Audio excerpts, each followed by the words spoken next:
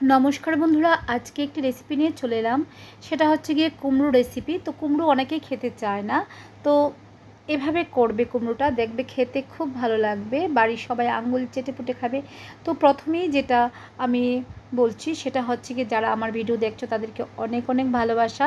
তো দেখো, এই মাছের মুড়োটা, এটা কাতলা মাছের মুড়ো আমি নিয়ে নিয়েছি, মুড়ো মানে মাথা।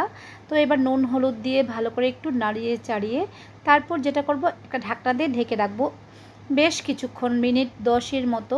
কিন্তু আঁচটা আমি কমিয়ে রাখবো, তাহলে মুড়োগুলো ভেঙে যাবে। তো এইদিকে দেখতে পাচ্ছ একটা অর্ধেকটা কুমড়ো নিয়ে নিয়েছি। পামকিন নিয়ে আমি ঠিক এরকম সাইজেরই কেটেছি। কেটে আমি ভালো করে ধুয়ে নেব, ধুয়ে একটু নুন জলে এটা চুবিয়ে রাখবো। দেখো এদিকে মাছের মুড়োটা আবার দেখিয়ে দিচ্ছি, কিন্তু এটা কিন্তু এখনও কিন্তু এটা ভাজা হয়নি। ভাজা হলে আপনি আপ এটা গুঁড়ো হয়ে যাবে, মানে ভেঙে যাবে। তো এবার আমি দেখো, এবার হয়ে গেছে মাছের মাথাটা